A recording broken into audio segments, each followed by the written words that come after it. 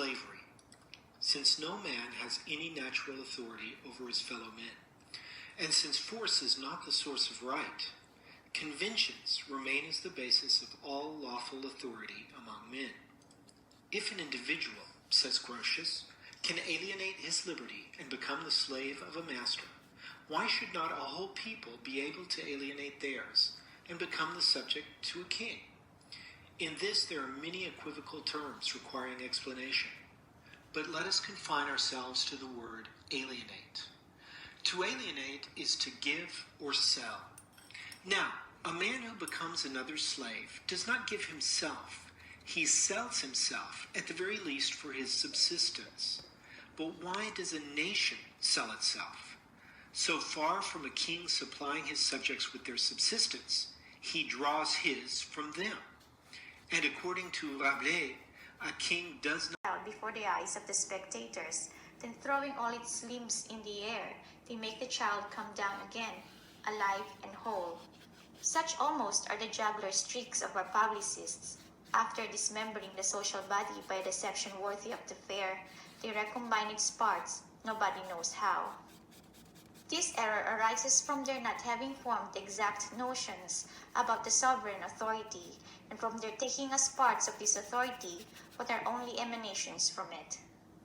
Thus, for example, the acts of declaring war and making peace have been regarded as acts of sovereignty, which is not the case, since neither of them is a law, but only an application of the law, a particular act which determines the case of the law, as will be clearly seen when the idea attached to the word law is fixed. By following out the other divisions in the same way, it would be found that, whenever the sovereignty appears divided, we are mistaken in our supposition, and that the rights which are taken as parts of that sovereignty are all subordinate to it, and always suppose supreme wills of which these rights are merely executive. It would be impossible to describe the great obscurity in which this want of precision has involved the conclusions of writers on the subject of political right when they have endeavored to decide upon the respective rights of kings and peoples on the principles that they had established. Everyone can see in chapters 3 and 4 of the first book of Grotius how that learned man and his translator Barbeyrac became entangled and embarrassed in their sophisms for fear of saying too much or not saying enough according to their views, and so offending the interests that they had to conciliate. Slavery.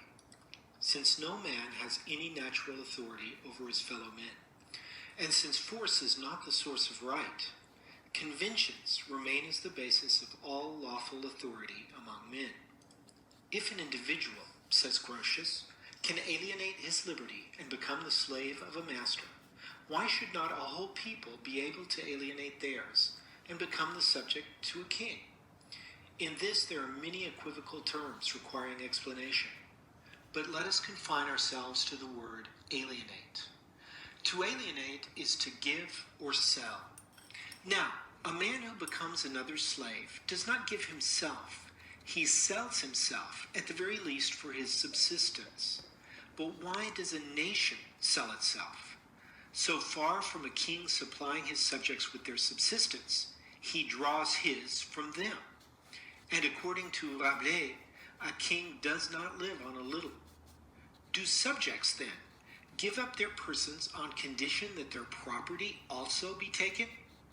I do not see what is left for them to keep. It will be said that the despot secures to his subjects civil peace. Be it so, but what do they gain by that, if the wars which his ambition brings upon them, together with his insatiable greed and the vexations of his administration, harass them more than their own dissensions would? What do they gain by it, if this tranquility is itself one of their miseries? Men live tranquilly also in dungeons. Is that enough to make them contented there? The Greeks confined in the cave of the Cyclops lived peacefully until their turn came to be devoured. To say that a man gives himself for nothing is to say what is absurd and inconceivable. Such an act is illegitimate and invalid. First book, third chapter. The right of the strongest. The strongest man is never strong enough to be always master unless he transforms his power into right and obedience into duty. Hence the right of the strongest, a right apparently assumed in irony and really established in principle. But will this phrase never be explained to us? Force is a physical power. I do not see what morality can result from its effects. To yield to force is an act of necessity, not of will. It is at most an act of prudence. In what sense can it be a duty? Let us assume for a moment this pretended right. I say that nothing results from it but inexplicable nonsense. For if force constitutes right, the effect changes with the cause, and any force which overcomes the first succeeds to its rights. As soon as men can disobey with impunity, they may do so legitimately. And since the strongest is always in the right, the only thing is to act in such a way that one may be the strongest. But what sort of a right is it that perishes when force ceases? If it is necessary to obey by compulsion, there is no need to obey from duty. And if men are no longer forced to obey, obligation is at an end. We see then that this word right adds nothing to force. It here means nothing at all. Obey the powers that be. If that means yield to force, the precept is good but superfluous. I reply that it will never be violated. All power comes from God, I admit, but every disease comes from him too. Does it follow that we are prohibited from calling in a physician? If a brigand should surprise me in the recesses of a wood, am I bound not only to give up my purse when forced, but am I also morally bound to do so when I might conceal it?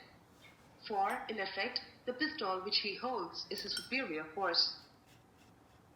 Let us agree, then, that might does not make right, and that we are bound to obey none but lawful authorities. Thus my original question ever recurs.